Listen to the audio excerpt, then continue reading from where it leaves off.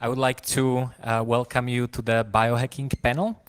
And a lot of people in the previous Congress were asking what does biohacking have to do with the topics that we talk about here, which is freedom, cryptocurrencies, and all this interesting stuff. And there will be more biohacking talks at this year's conference. But I would like to tell you what I think is what is the relationship between biohacking and the other topics of this conference. And I think that we are all trying to increase our freedom, our liberty. And liberty starts in our bodies. If we cannot use them, if it doesn't work the way we want to, if we are too tired, or if we cannot get good enough sleep, then our freedom, our liberty to do anything else is affected a lot. So I think this is something that at least a lot of people in Parapolis in Bratislava are interested in. We have a biohacking cafeteria, which is also here in Prague. The Bitcoin Coffee is offering biohacking drinks and other stuff. So first of all, let me introduce our panelists today. Actually, I would like them to introduce themselves. So Mirek, Veronika, Jelinkova, and Radek Pilich. Please tell us something about you, what you do. Hi. Can you hear me? I'm not sure. Thanks. Nice to be here. I'm so excited. Hi, hackers. So my name is Mirek. My background is pro sports. I'm graduated as a teacher, so I'm working with elite sportsmen, for example, Red Bull guys, some national teams, some national guys, and my core is energy management. So this is mainly what I am focused in biohacking. Hi, I'm Veronika, and I'm a co-founder of Code of Life. That is a new platform for biohackers, and we are actually just started, so it's pretty fresh. Part of our project is also the Biohacker Center, which is going to be very similar to the House of Paraonipolis, just the same vision, that is freedom, but slightly different concept. And I specialize in sleep, so sleep hacking. This is my passion, and because I always had problems with sleep, so that's why I study that, and that's why I do some experiments with that. Yes. My name is Radek Pilich, and I'm not professionally or semi-professionally involved in biohacking as my colleagues are. I would call myself an amateur biohacker, if I would call myself a biohacker. I got into biohacker, let's say, some 15 years ago when I started experimenting with various food supplements, mostly because of my sensitivities I used to have, whether it's sensitivities to food or sensitivities and dysregulation of mood, etc.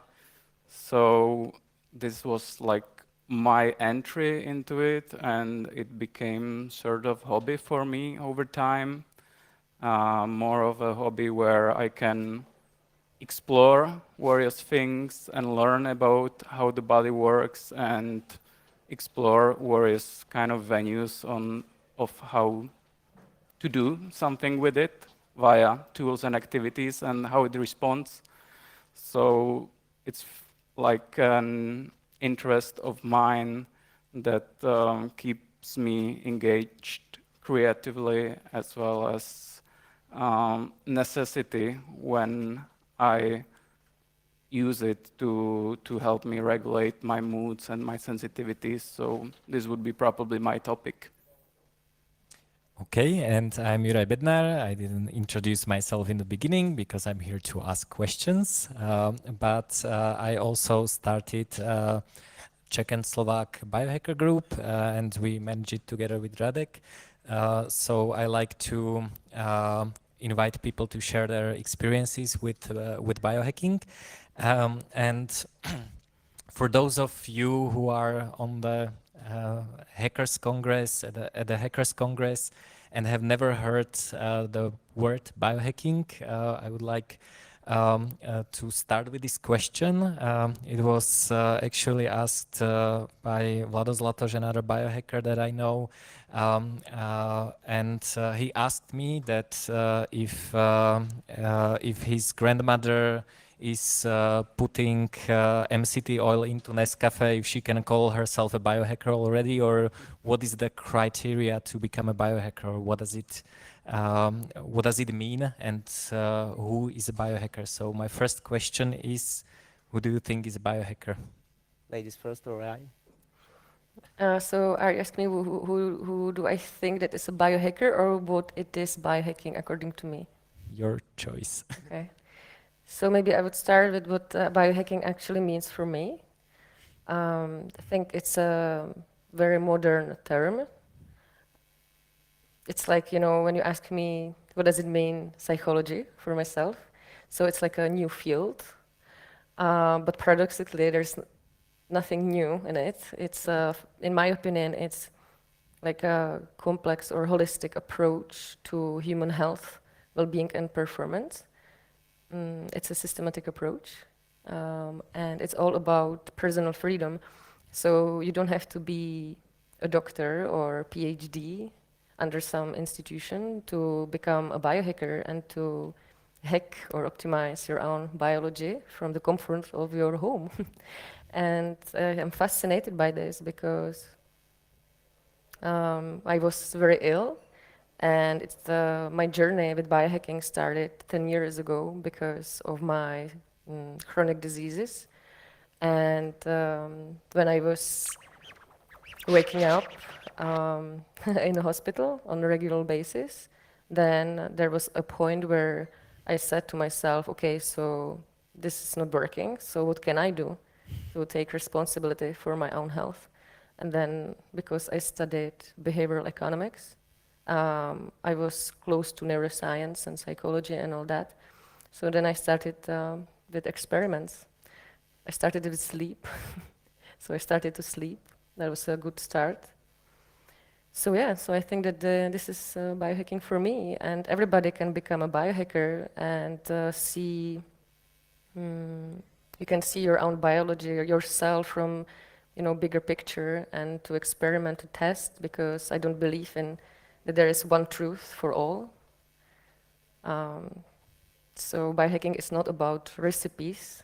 It's about, when you teach somebody to cook, you teach principles, but you don't give the recipes. And I think that's biohacking, that you actually learn yourself the principles about you, like what does it mean to be human, not only from the philosophical point of view, but also from the biological point of view.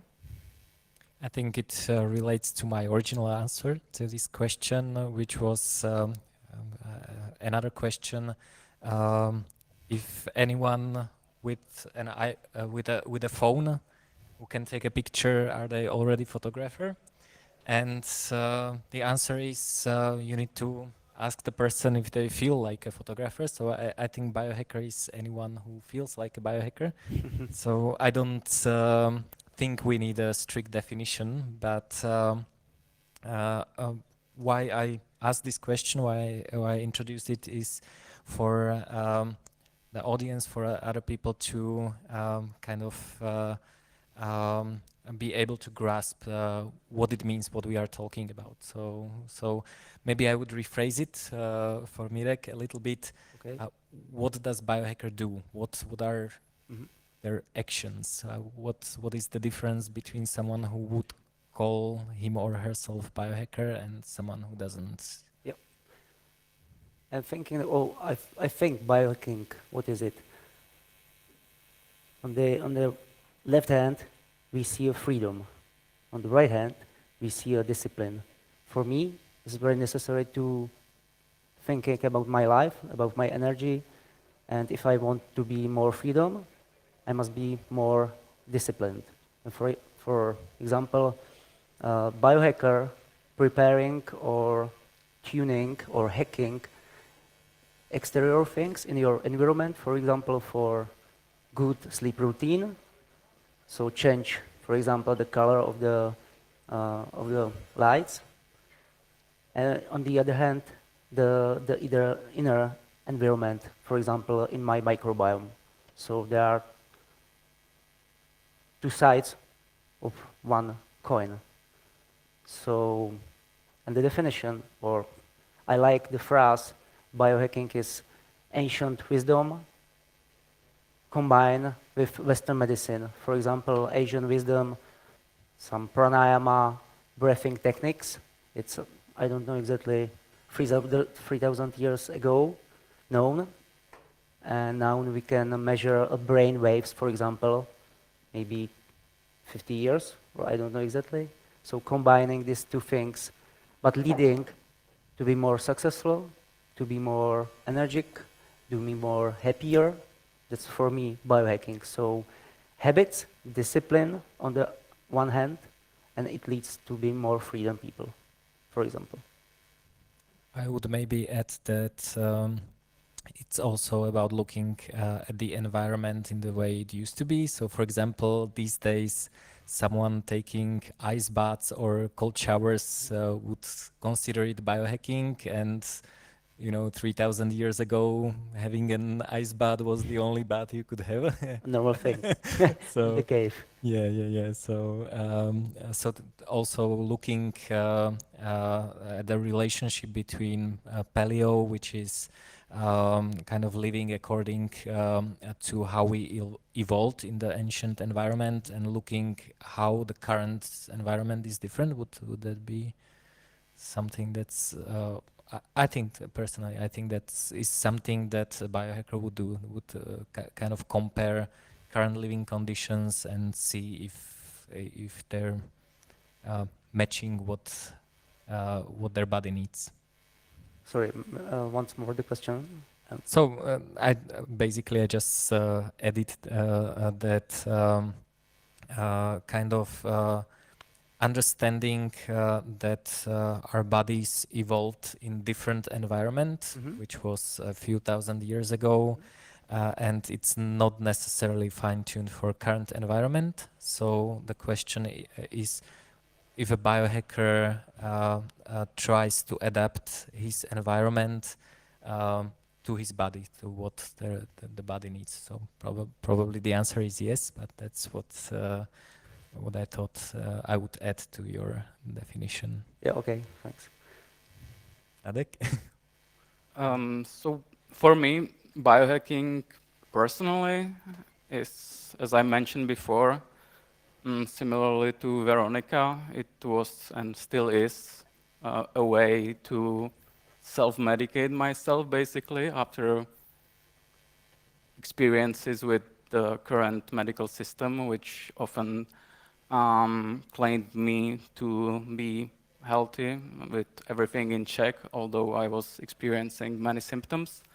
And biohacking was for me a way to learn about myself and to learn about human biology and to create hypotheses and do experiments and slowly but surely, often unsuccessfully, move forward somehow. And as I said before, it's also a hobby, a passion where I find a way to be explorative, to seek some novelty and get this sort of satisfaction where I learn through feedback and create basically tools and approaches for myself that I can use on daily basis in various situations.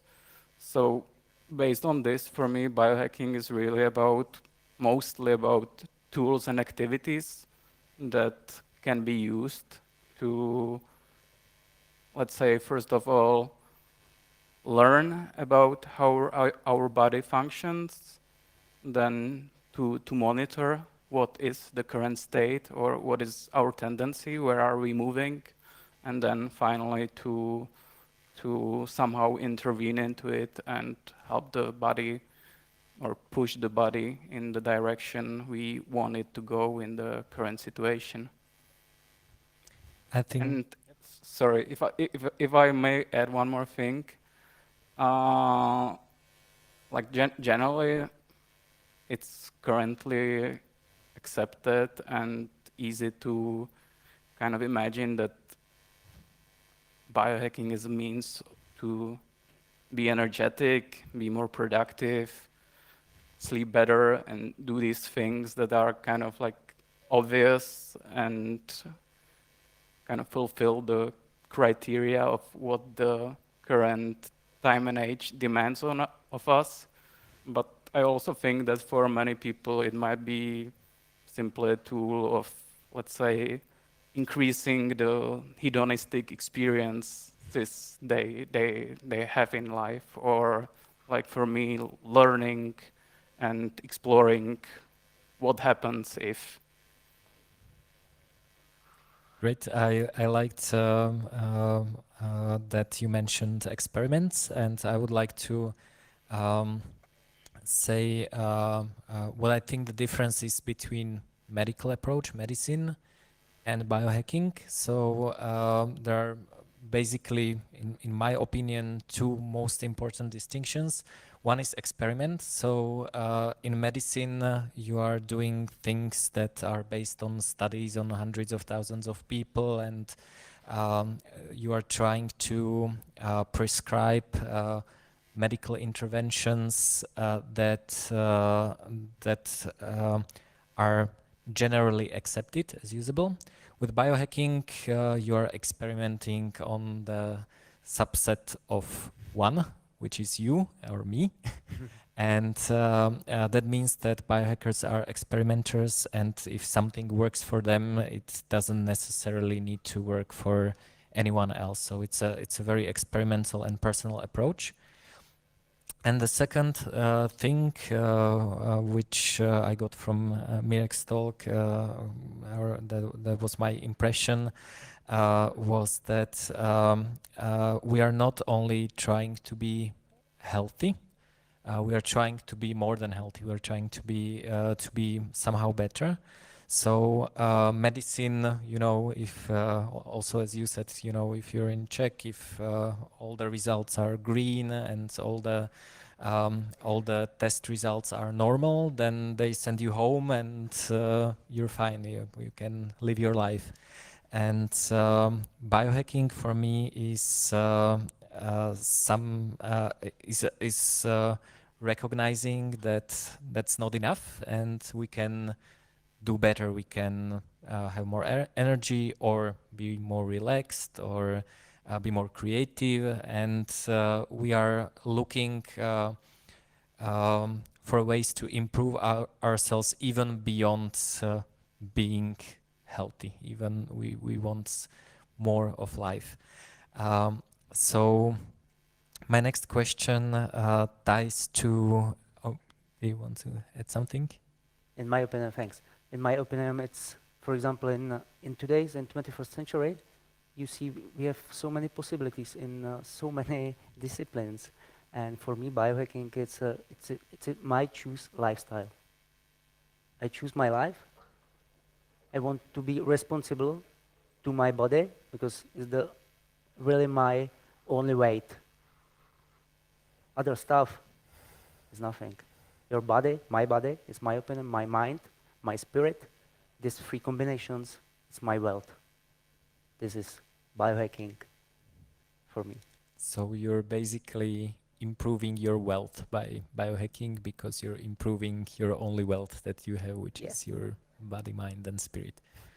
So I really like that. That really resonates with me. So I would like to ask, in a practical way, because this conference is about freedom, and if you are already healthy, how does biohacking improve your freedom? And if you have a specific example, that would be better from your experience.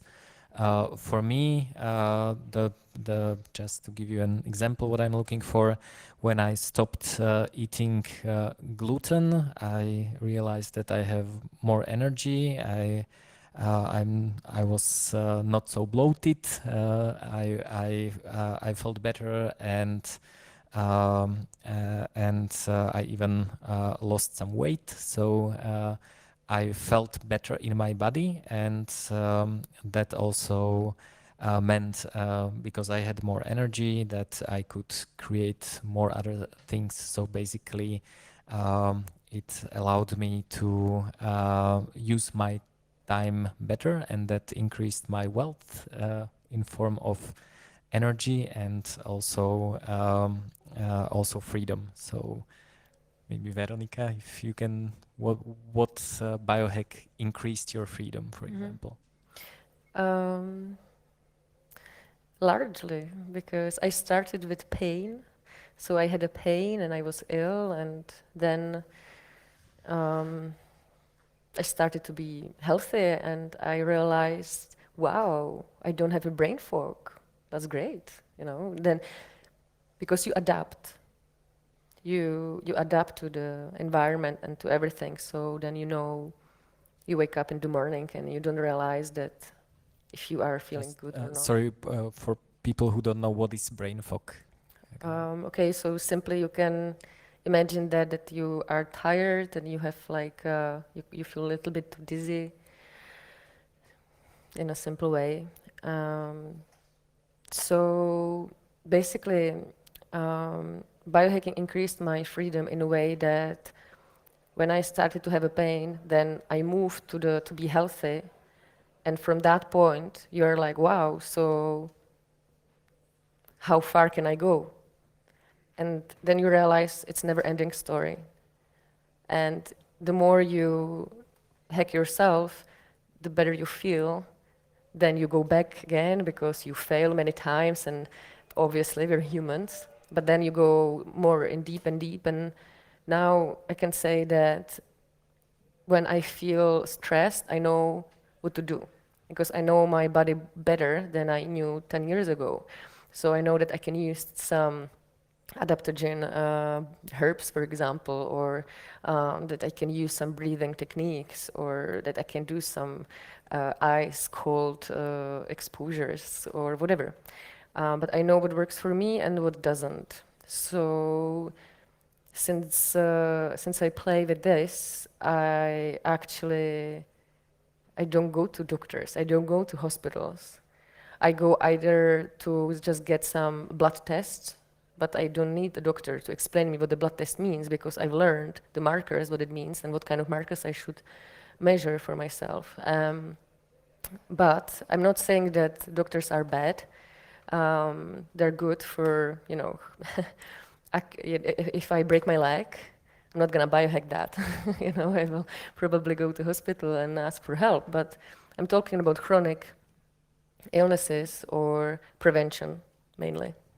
So yeah, I think that it mainly increased my freedom because I more understand myself. Paradoxically, sometimes it happens I don't know anything, and I am in a rabbit hole, and I'm like, why I'm here again? But you know, when you appear there, then you know that you have some tools. You're not there for years, but you're there for days, for example, and then you can go even deeper. So it's not like that your life will be forever beautiful and pink and amazing, but the mindset changes.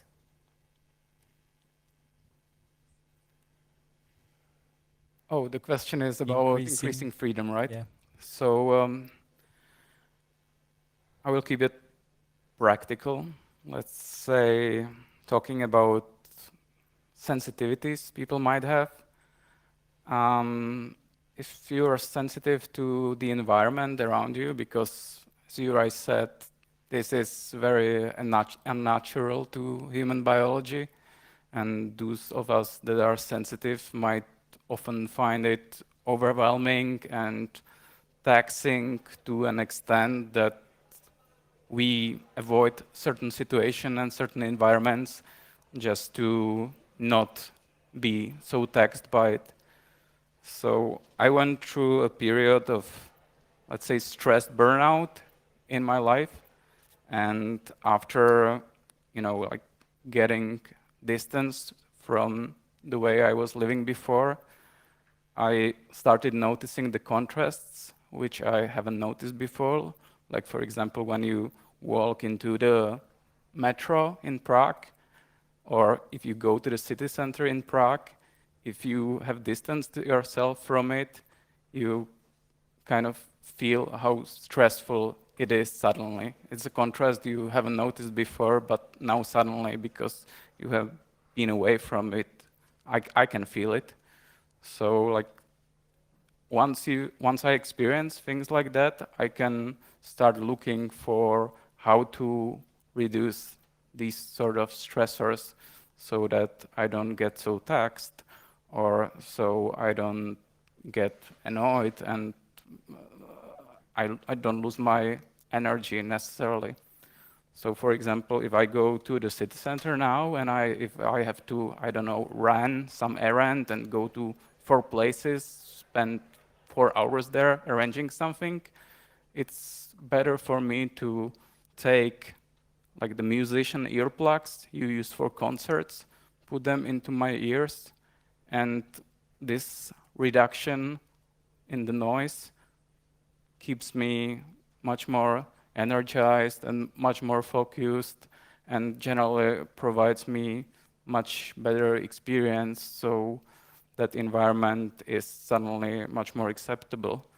Similarly, working on the computer, if I have to work on the computer for the whole days, on days at end, it's better for me to take glasses that block the blue light that is emitted from the monitor that makes my eyes tired, and use them in the afternoon. So again, I have more energy and less fatigue.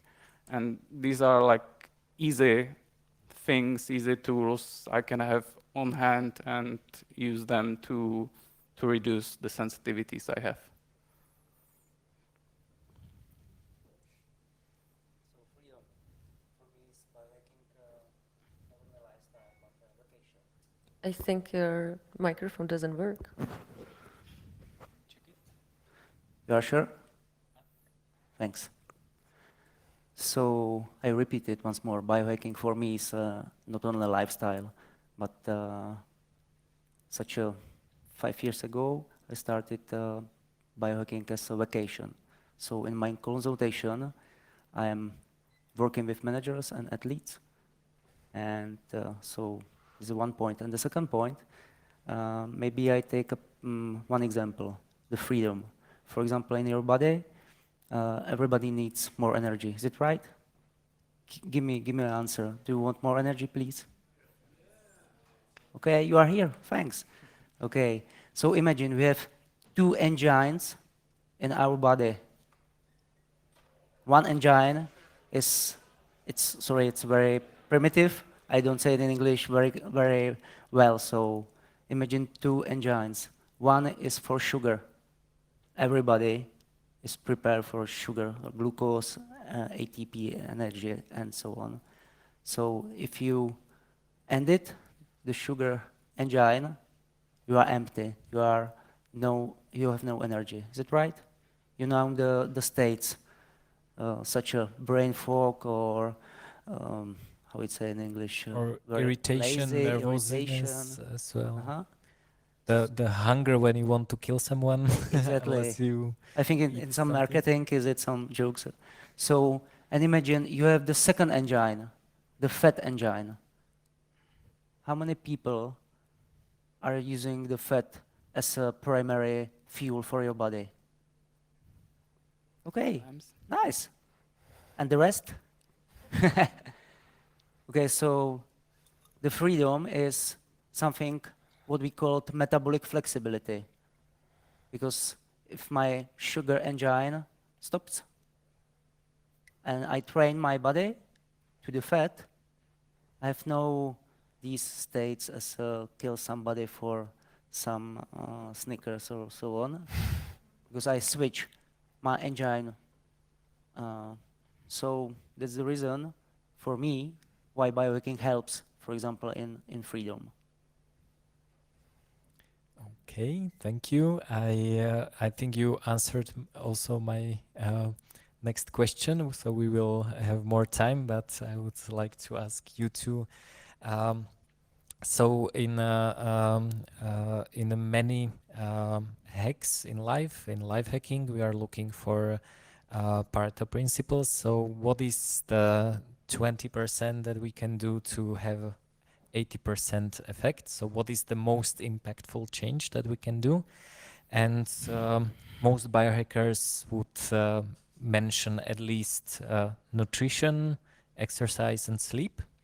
You mentioned nutrition and metabolic flexibility. I think that's very important. And for most people, if they get this right, it's 80% of their of the result. I don't know if you agree, but uh, uh, of course, unless you damage something and you have other problem. Veronika has been hacking sleep, and sleep is also very important. So tell us how you hacked sleep and what does it mean to experiment in sleep? You know, do you go to bed early and sleep 1 hour longer, or what does it mean to improve this and how to do it? Well, for me, hacking sleep, it's not about sleeping longer, but it's about to hack the quality of my sleep. Because sometimes I don't have the opportunity to sleep 8 or 9 hours. Sometimes I sleep 4 or 5 hours. Not saying it's optimal, but for me, I know how it works, and from my own biology. And very specifically, I do a lot of experiments, and I would say that my favorite one is. So first of all, okay, we can start from the beginning. Like you should hack your bedroom and the blue light, like you said. Then I have a gravity blanket, for example, at home. Have you ever heard about that? About gravity blanket? I used it for 2 nights and I don't like it. Really? I have one extra if someone wants. Well, for me, it's a magic. It's a magic blanket. Basically, it's 10% of your body weight, so it's quite heavy. Mine is 6 kilos, and it's. I mean, you cannot travel with that. It's quite impractical. But when I'm at home, it's like you feel some sort of like a security, if you want. It was designed for autistic kids, and then g- people just went to the Kickstarter, and it seems like a lot of people need it, not only autistic kids. So I think that in ancient times, or in American Indians, they used how you call it, Hack? the skin of the animals, and all that. So it's quite heavy, and you feel really secure. So this gravity blanket for me, apparently not for everybody, it's a great hack because I feel the security. But so that's one thing. Then of course darkness and all that. But I wanna actually share with you one specific tools that I use, and that is it's a natural supplements, and one of them is Mucuna pruriens, which is basically well known as a velvet bean used in Ayurvedic medicine, especially to treat Parkinson's disease. Have you ever heard about that? Who has? Mucuna pruriens, yeah, so few, great. So this velvet bean is it's adaptogen, so it helps your body handle stress better, in a simple terms, and it is high in L-dopa, which is precursor to dopamine, and that is very important for your mood and libido, if you want, sex drive, or focus, motivation, but also for your sleep. So for me, these beans, I would say that when I measure my sleep with this little thing, I can see that my REM sleep and my deep sleep actually increased by 100%, which is for me incredible, because that has never happened before, and I could hack it in any kind of way. But with this, it's really, I don't know if it's just for me. You should try it yourself, but it's very special. And with that, I use some adaptogens, or like you know, herbs, like rhodiola, for example, is well known. You probably know it. And L-tyrosine, which is amino acid, and acetylcysteine, which is another amino acid. So to fix my receptors. I don't want to go too much in deep in this, but I just want to share that there are, you know, a lot of toys like this that you can find in nature, but those molecules are also in your brain. So when these molecules meets with that's in your brain, you know, it's not, it's basically very, I would say, a natural process for us. So, for example, this L-dopa that is in this magic beans is already inside of your brain. So what you just do is that you help, it's like you have workers outside and you just help to produce your dopamine. You know, very, very, very simple. I don't really, you know, I used to be like that I didn't like any supplements, and I was just, you know, I have to do it by myself, and it's enough to just have these cold exposures and doing these breathing techniques and do meditation and all that. And I still do, of course, and it's great. But you know, as Mirek said, we live in the age of, or you said that actually as well. You know, it's this is not really natural environment for human biology. Let's face it. So if we wanna be more than healthy, I believe that we should, or not should, but we can, you know, experiment and play with supplements or herbs.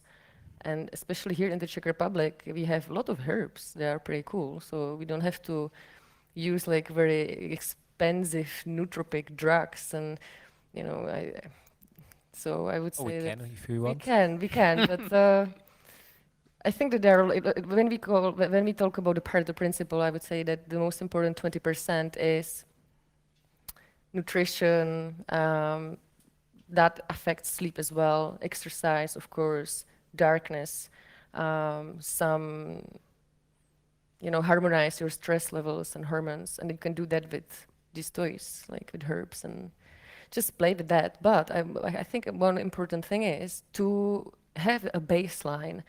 Like I started with fasting, and you know, if you don't know your body, then you can add anything, but you're not gonna feel any difference. So I started to do fasting, and then you mentioned that with these intolerances as well. Like then you realize, okay, so now I can add this food or this, but how does it feel? Now I can actually see that my body doesn't like it, so maybe, you know, I'm allergic to some of that. So I would start with that so that I know where I am, and then I can add some other things, and ideally not to mix everything all together. So I have my book of experiments and I track myself. And even this velvet bean, I don't take more than 4 times a week, no longer than 3 months in a row. And then I have, you know, even half year or even 1 year, I have a break, and then I start something else. So That's really really good approach, and I think that our bodies like noise. I would say noise, randomness. So I personally also don't like taking the same supplement every day. I think that if you teach your body with more randomness and you allow it to improve and overcompensate, and that's how you can grow actually. So Mhm. so if someone wanted to hear that the best biohack is snorting a line of cocaine every morning, that's not what I would recommend.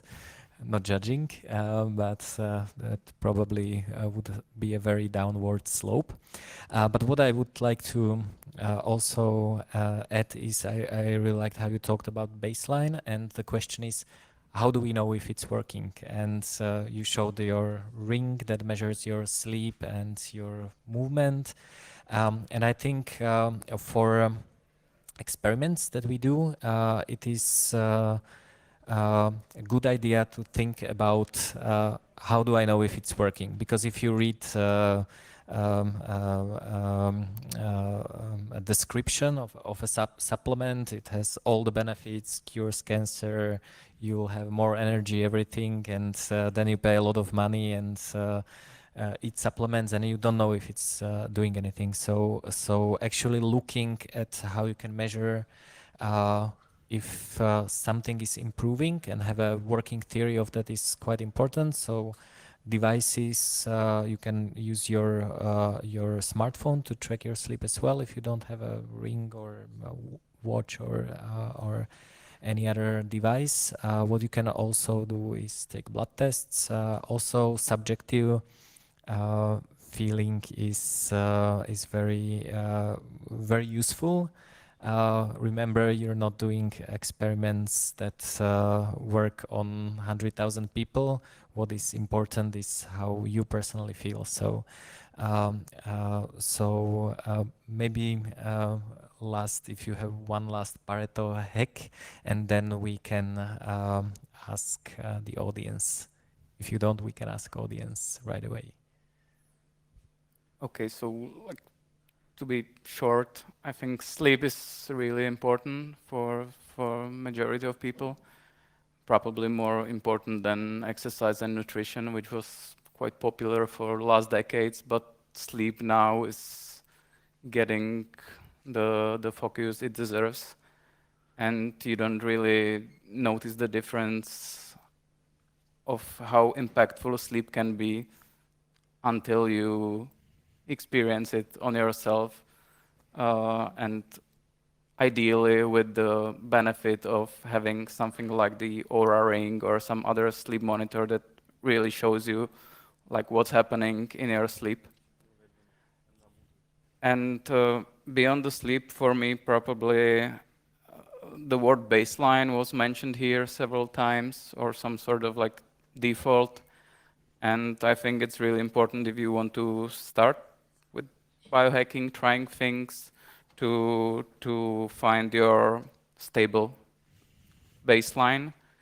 If you are having problems with, shifting, changes in your attention, changes in your energy, changes in your mood throughout the days, weeks, months, years, then it's probably best to focus on stabilizing that first before, like trying to get strong or trying to be super focused for the purpose of working on something and then burning out from it. We have a question. Okay.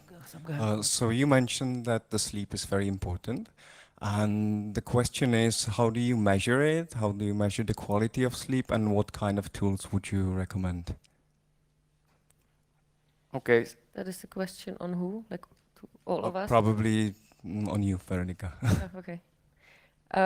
So I measure sleep currently with this. Do you know it? It's a Aura Ring, and it has 3 sensors. So it basically measures you 24/7. It measures your temperature and your HRV, and basically you wake up in the morning, and what I do is not to be dependent on the technology. I ask myself how do I feel? Like, do I feel that I slept enough or not? Then I answer myself, and then I look at the graphs, and I can see how long I was in a REM sleep. That is very, very important for us. How long I was in a deep sleep. That is also very, very important for us. and how long I was in a light sleep. That is not so important. So when I do some experiments, I can see that, for example, my light sleep decreased and my deep sleep increased. So, this is, for example, one way how you can measure that. There are also probably more accurate gadgets than Oura Ring. One of them is Dream, which is something that you put on your on your head and you go to sleep. That is not really for me, but it has also EEG in it, so it measures some other different factors. So it depends what you wanna measure. But for myself, this is the best way now because I can, it's very it's nice actually. It's you don't really know about it. It's a ring, and yeah, it measures some very basic markers that you can use for seeing like if your experiments are good or not. But I wouldn't be dependent on it 100% because your subjective feeling is very important too. So what I do is I have a notebook and I write it down, and then I can see like what do I feel and what it shows me, if that answered your question. Mirek, you mentioned being metabolically flexible. Yeah. Would you say that you reached that state? Sorry, once more. Would you say that you reached that state? That you are metabolically? I'm trying. You are trying, okay.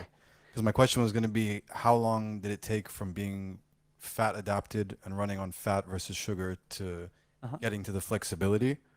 And if you have sugar or some carbs while you are fat adapted, do you get like, are most of the negative side effects cut off, or what's this flexibility like? Yep. So the first part, I think you're talking about time.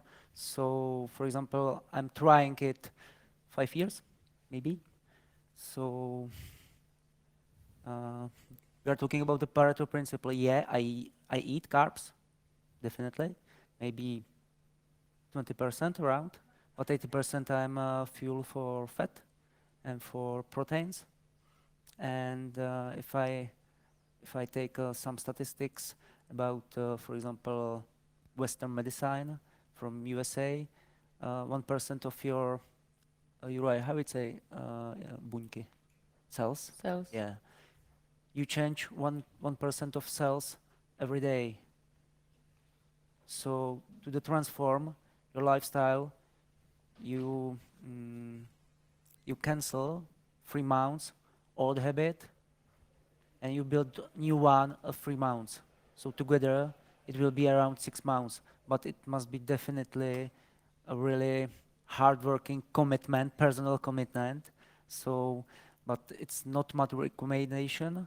I think if we want a really change in our life, we must atomic steps, tiny habits, only 1% one day. So we're talking about the months, maybe 6 months, maybe 1 year, but I guarantee you are more freedomly, not only addict for sugars and carbs. I would also add that you can actually measure metabolic flexibility in many ways, and one of the ways is just don't eat for 2 days, and you can feel the difference. If you're not adapted to fat, that this will be very difficult, and you will see it. But also by doing that, you are improving it.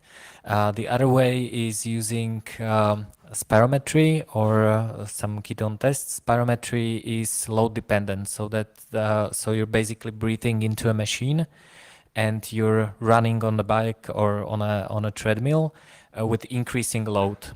And by the ratio of oxygen and CO2, the machine can measure if you are burning or fermenting. So it will basically show you a graph if you are burning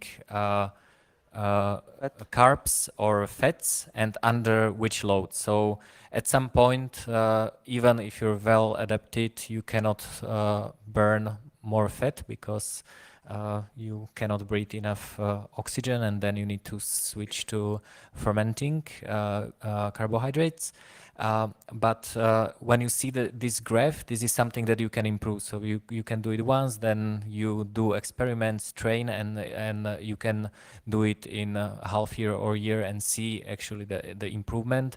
That is again dependent on the load. So I don't think that there's a universal answer. For some people, it is very natural. For some people, it takes a longer time.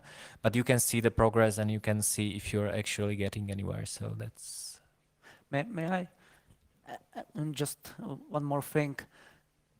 Just simple, a tiny rule. How you think? How you feel after the whatever meal?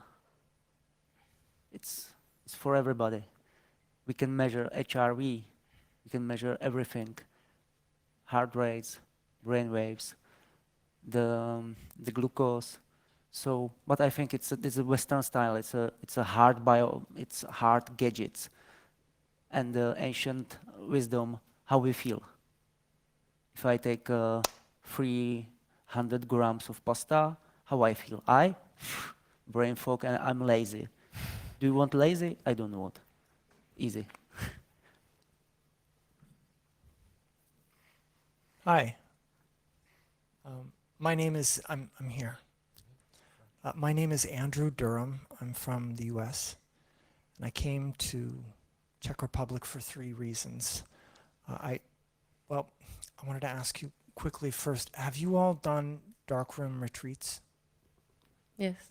No. Did. You haven't? Have you? Sorry, I don't speak. Dark therapy. Yeah. Okay. Yeah. I wrote a book about this after working with it for 10 years. And I came to Czech Republic because it is the world capital of darkroom retreating. There's more going on here than anywhere else in the world by far. And I came to do a retreat and also to find out why so much stuff is going on here with darkroom retreating. So since that's like one of my top 3 reasons for being in this country, I thought I would ask you folks. So what is the question? Why do you think so much, this is very specific, of course, I appreciate many other things that you've talked about, but why do you think so much is going on with darkroom retreating in your country? It's interesting. I didn't know that we are actually on the number 1. You did? Yeah, maybe. Yeah. I have a tip because I think Czech Republic in 60s they were really big. How would say in English? The Stanislav Grof. It's you know Stanislav right. Grof. Holotropic breath work. Yeah. Exactly. Okay. And it starts very big psycho tests in 60s in the army, and so many people in as an amateur, as a scientist, preparing some test in psychology and combine with with physics. So maybe from the 60s, if you imagine, for example, in the sports with the doping. So I think we have a strong chemical background in Czech 50, 60 years ago. I think it might has a little bit to do with the fact that people in here, we have a history of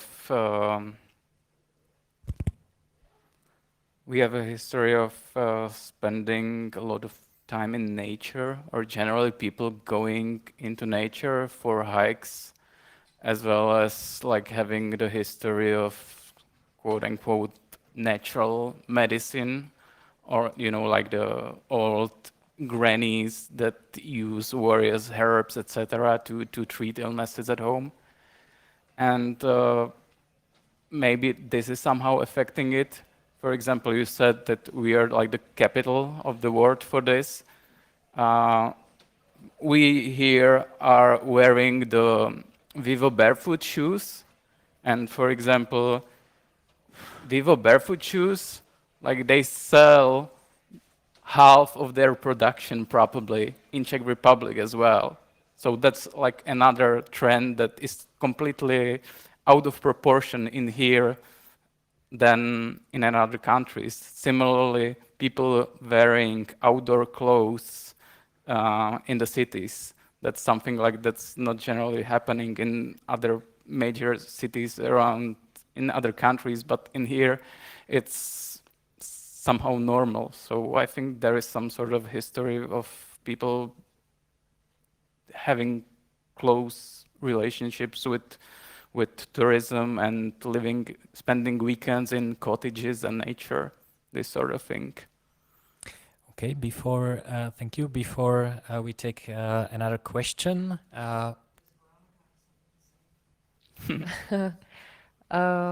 Well, I don't know actually. I don't know why Czech Republic is number one in this, but it's definitely interesting phenomena. So thank you for this information. I think that, you know, a lot of people, we live in a fast-growing world, but I would say that that is everywhere. That is not only here in the Czech Republic. So I don't know. Yeah, but I will think about it. Thanks. It's something to think about. Yeah. Some of you are leaving, so that's what I wanted to say. If you want to see another talk, feel free to leave. But because there is nothing in this room after this talk, if you want to stay and continue with discussion, we are still here. So I'll just, you know, entertain you for a few seconds until we continue. So, but it's your choice. Yes, you're right. We could do some breathing technique. What do you think? Mirek, breathing technique. Yeah, you know, my colleague Definitely. Libor, he actually invented a few days ago very, very interesting technique. You would love it. It's like, yeah, you feel like on LSD a little bit. Like, you know, it's it's very interesting, and it's like a shortcut. Like you have the Wim Hof method, and then you have this, and it's like a shortcut to. You will see. I will show you. It's great. Cool. I'm just curious. To je jako, je to síla.